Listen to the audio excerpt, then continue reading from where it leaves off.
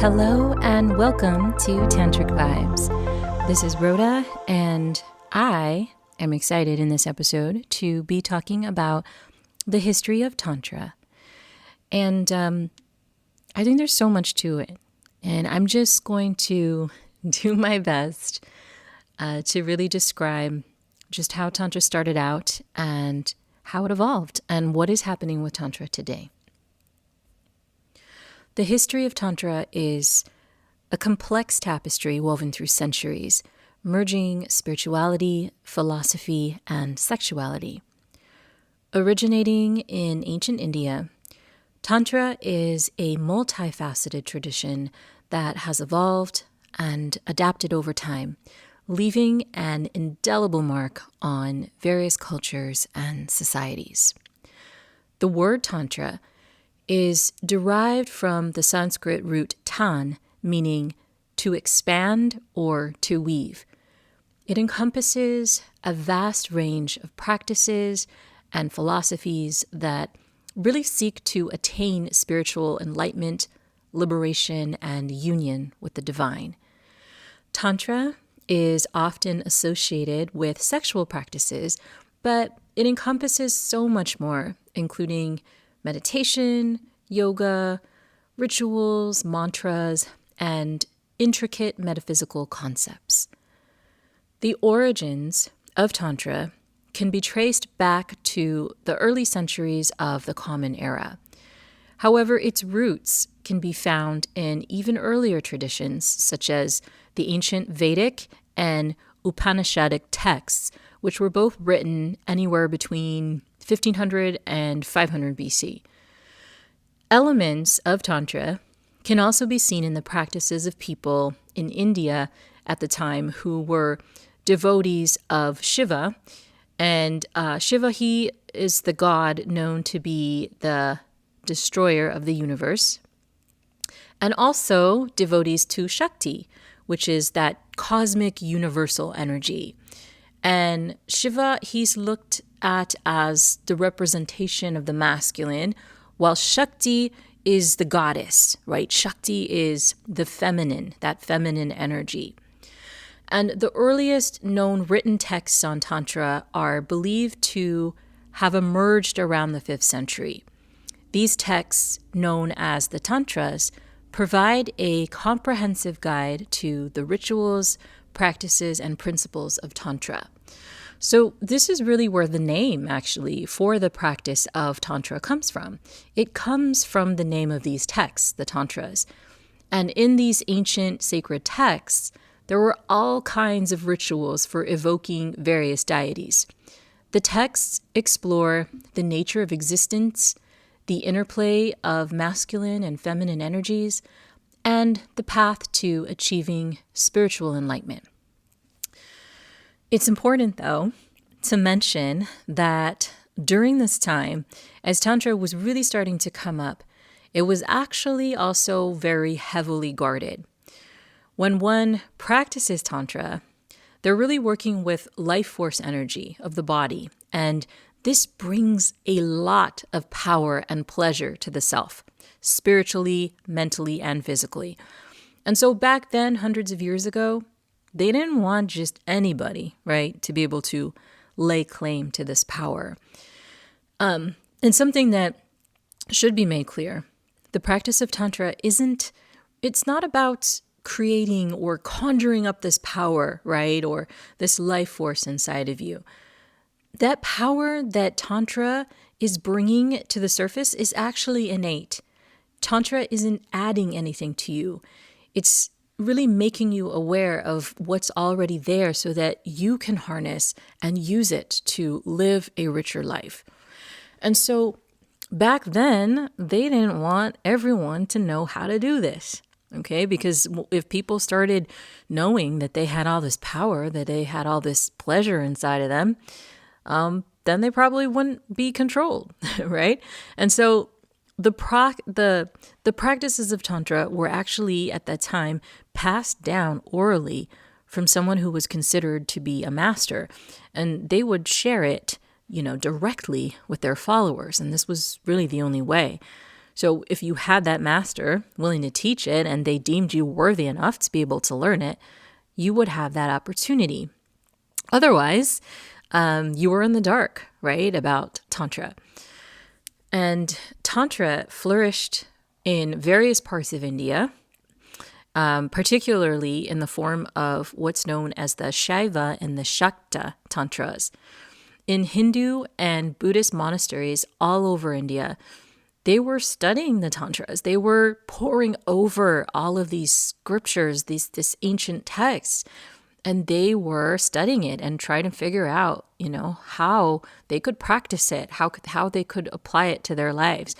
Something about these texts really spoke to people. And they also found that when they were practicing Tantra, that it was awakening something within them, right? Because Tantra isn't just a series of concepts that you take in intellectually and that just spark your mind. Tantra is actually a practice that sparks the body, that leads the body to experience something, to have an experience of yourself at a deeper level, to have an experience of physical ecstasy or bliss running through the body. And so it grabbed hold of people. It grabbed hold of their attention and their focus because they were actually employing these practices. They were embodying them and they were experiencing something, right, that just made them want to continue to pass down these practices. So, in fact, Tantra became a significant aspect of the esoteric traditions of Hinduism and Buddhism. And really, at the time, Tantra was often viewed as a radical departure from these other orthodox religious practices because Tantra, it really emphasized direct experience, right? Experiencing this power in yourself. It was about individual empowerment. It was about the harnessing of spiritual energy. And so at this time, all of that was just so revolutionary. And again, so heavily guarded. But it couldn't be guarded forever, as we'll see. I mean, as we already know now, because obviously it spread. It just kept spreading.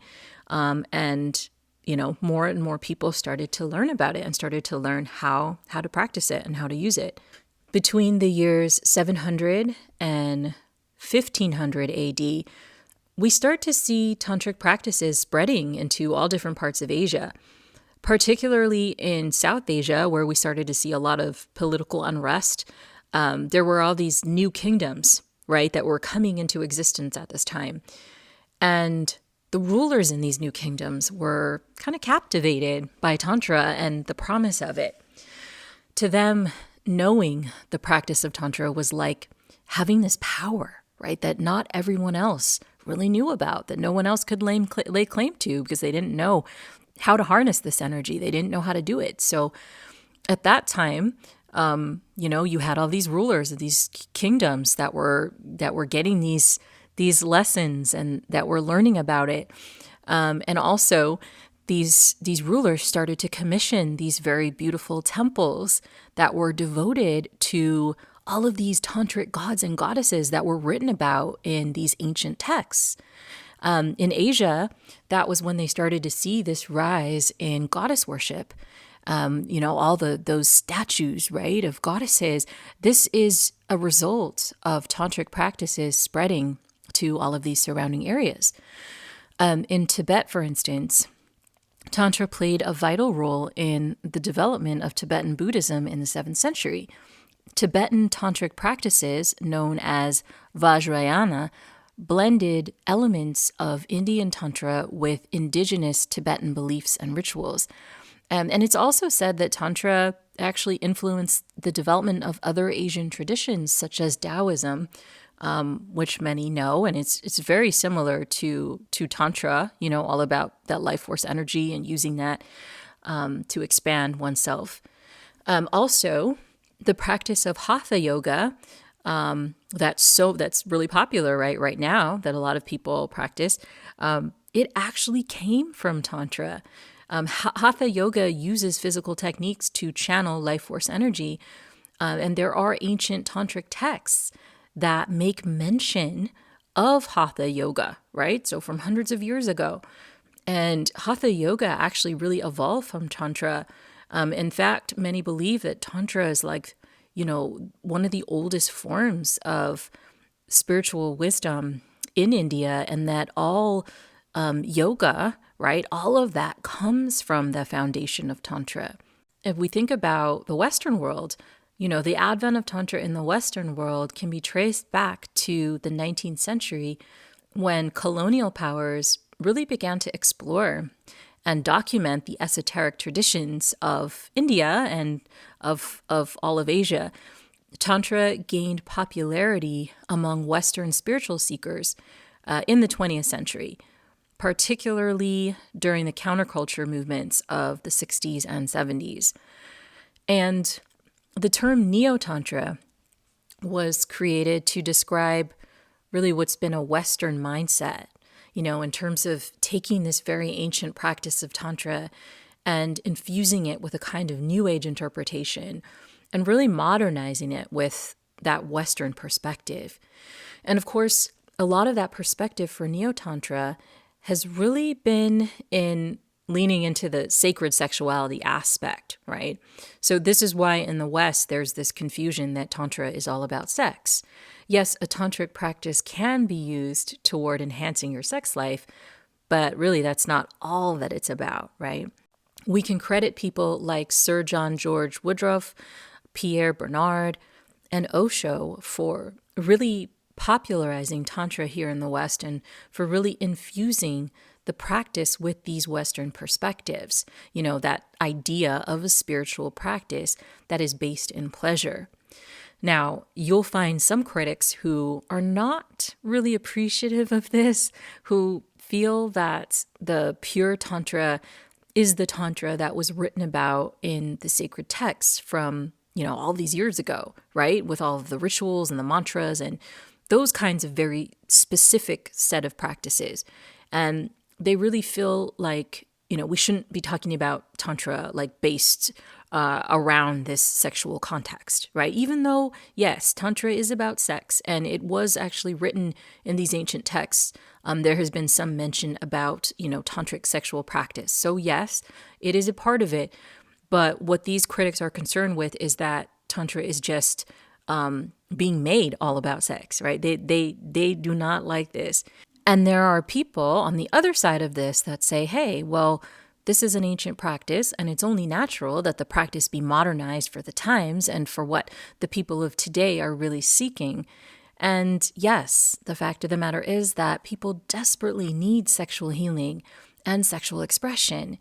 And the very root of Tantra is sexual energy, right? That's what's being used and circulated in the body when these rituals or these practices are put in motion. So it's a really good debate, and both sides make valid points. But when it comes down to it, as I said earlier, the energy that Tantra is calling to the surface is energy that all of us contain within, that life force energy, that sexual energy that is naturally who we are. And we all deserve to be able to unearth this energy and to circulate this energy and to use it in ways that we personally feel called to use it. We're all just at different phases or parts of our journey here in the world. And we all just need to listen to our heart and our body and to know what we truly need. And really, Tantra offers a path toward being able to do that. Today, Tantra continues to evolve and adapt in response to changing societal and spiritual needs. It has become a source of inspiration for individuals seeking a more holistic approach to spirituality and personal growth. Tantra's emphasis on embracing and integrating many different aspects offers a unique perspective on navigating the complexities of modern life.